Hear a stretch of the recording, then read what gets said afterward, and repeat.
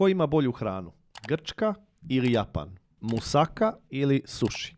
Sad, musaka s patliđanom ili musaka s mesom? Mada oni prave sa patliđanom. Pa uglavnom. oni prave uglavnom sa povrćem, da, to je njihovo. Išao bih pre sa musakom. Ajde, dobro. Fasolada, čorba od belog pasulja, povrća i maslinovog ulja ili ramen?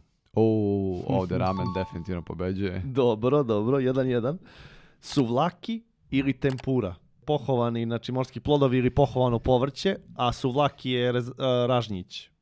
Da, uglavnom tempura shrimp su im Tako je, uglavnom su broj shrimps, jedan, uglavnom su ovi, kako se zovu, krabe pohovane, Da. ali ima i povrća, prave iz povrćem, tako da. Moram da idem sa tempurom. Da, znači 2-1 je za Japan ipak. Gyros ili okonomiyaki, slane palačinke. Ne znam da li si to ikad jeo. Jesam, bio sam u Japanu, ali bih se držao gyrosa. Dobro, gyros, ipak gyros. Za 5 sam ti stavio baklava i mochi. Baklava, znači, tradicionalno se priprema u Grčkoj, baš imaju svoj način pripreme. Ma, kakvi. Ovo nije ni blizu. Ne može, Ovo je, mislim, ne meni- može baklavu da Pa pobedi. ne možeš, čočiš, kad stave onako, kad uzmu malo je pospu onim pistaćima i sladoled, vanile, baklava. Znači, pobeđuje Daleko Grčka, ispred pobeđuje močije, Grčka da, 3-2. 3-2 pobeđuje Grčka, Idemo iako je Grci. moči jako dobar.